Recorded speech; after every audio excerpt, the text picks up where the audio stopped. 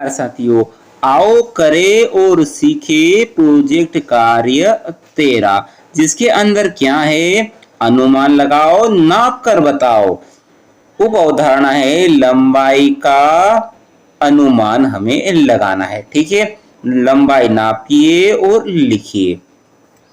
दरवाजे की चौड़ाई किसमें नापना है साहब? बित्ते में। तो आपके दरवाजे की चौड़ाई आप नापिए, कितने बित्ते आए? हमारे दरवाजे की चौड़ाई बित्ते में आई 7।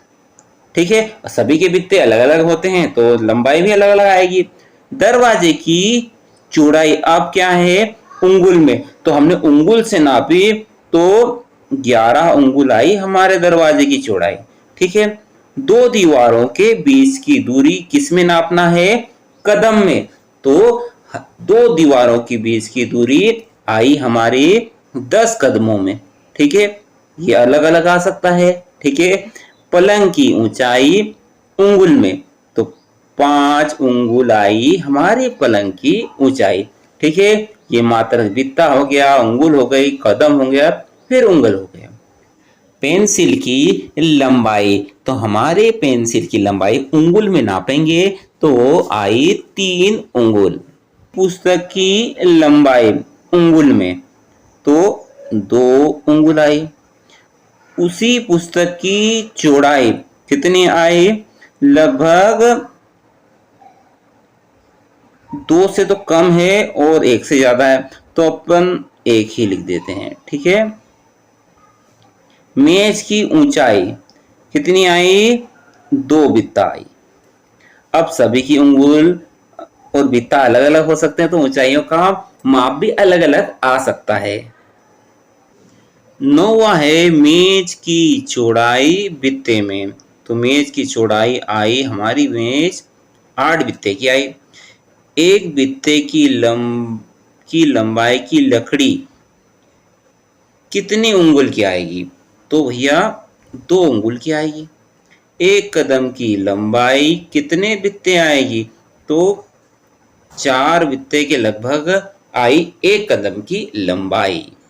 दरवाजे की चौड़ाई पेंसिल में नापना है तो लगभग 6 पेंसिल आई हमारे दरवाजे की चौड़ाई। पलंग की ऊंचाई पेंसिल में, तो 4 पेंसिलों की बराबर पलंग की ऊंचाई आई। मेज की ऊंचाई कितनी ऊंचाई थी हमारी मेज? तो 3 पेंसिल की बराबर हमारी मेज की ऊंचाई। मेज की चौड़ाई कितने पेंसिल आई? तो 5 पेंसिल के लगभग हमारी मेज की चौड़ाई आई। आओ करे और सीखे 14, जिसके अंदर है अनुमान लगाओ, नाप कर बताओ। उप अवधारणा है लंबाई की माप का अनुमान लगाना। एक समान लंबाई की लकड़ी के पटरे या डंडा कह सकते हैं से लंबाई और दूरियों को हमें नापना है। आपने गुल्ली डंडा खेला होगा तो आपको पता होगा, जब गुल्ली को डंडे से मारकर हम दूर फेंक देते हैं तो अब जो जिसने मारा है वो यहाँ पर डंडे मांगता था, 20 डंडे की 30 डंडे क्या करता है, वो अनुमान लगाकर मांगता है। यदि सामने वाला यह मान ले कि हाँ ये 20 डंडे ठीक है तो वो दे देता है। उसे लगता है कि 20 डंडे नहीं होंगे तो क्या करता था, फिर नापता था। और यदि 20 डंडे आए तो कोई दिक्कत नहीं आए तो उसका दाम चला जाता था। यह था हमारा गुल्ली डंडा का खेल, जिसमें हम क्या करते थे, अनुमान लगाते थे। तो वैसा ही अनुमान हमें लगाना है। ठीक है, पहले अनुमान लगाएंगे फिर वास्तविक उसको नाप कर देखेंगे कि सही अनुमान लगाया कि गलत लगाया। ये कक्ष की सबसे बड़ी लंबाई। ठीक है, अब डंडा किसी का भी अलग अलग हो सकता है परंतु एक ही नाप का रखना है अपने को। अनुमानित नाप, हमारे कक्ष की लंबाई हमने अनुमान लगाया कि 10 डंडे।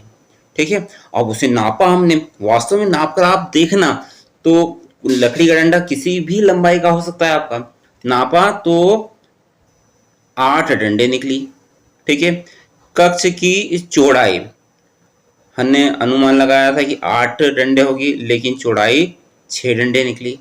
ठीक है, खेल के मैदान की बड़ी लंबाई तो लगभग 40 डंडे के लगभग हमारे खेल के मैदान की लंबाई हो सकती है, परंतु हमने जब नापा तो 40 से भी ज्यादा 45 डंडों की निकली।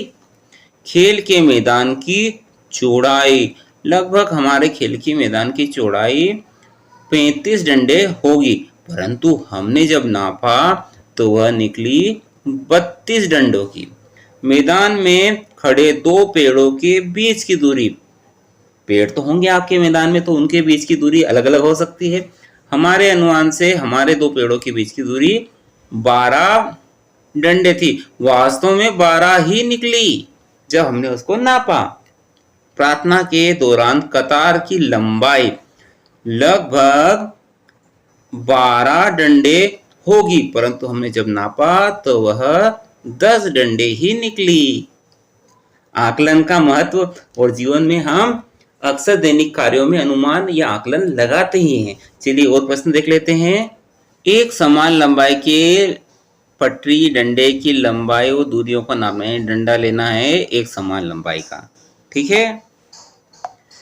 और वही क्रिया विधि, प्रार्थना के दौरान कतार में पहले छात्र और आखिरी छात्र के बीच की दूरी वही 10 डंडों के लगभग उनके बीच की दूरी थी, परंतु जब हमने नापा तो 9 डंडों के लगभग उनके बीच की दूरी आई। ये आकलन लगाया और ये वास्तविक नापा।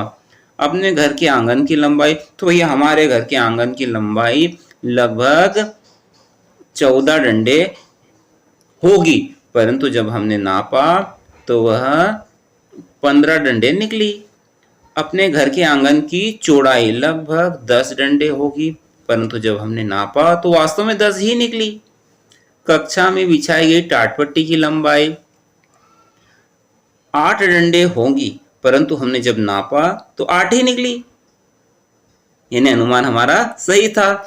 मैदान में खड़े दो बच्चों के बीच की दूरी, ठीक है, आपके मैदान में भी खड़े होंगे, नहीं होंगे तो उनको खड़ा कर दो और उनके बीच की दूरी का अनुमान लगाओ, तो 14 डंडे होगी उनके बीच की दूरी, परंतु हमने जब नापा तो 12 निकली, ठीक है। तो इस प्रोजेक्ट कार्य में क्या करना है आप स्वयं समझ गए होंगे, आपको करके देखना है, ठीक है। सभी के आंकड़े अलग अलग हो सकते हैं, ठीक है। आशा करता हूं यह प्रोजेक्ट आपको समझ में आया होगा। वीडियो अच्छा लगा हो तो लाइक करें, चैनल पर नए हो तो सब्सक्राइब भी कर दें। अगले वीडियो तक जय हिंद, जय भारत, वंदे मातरम।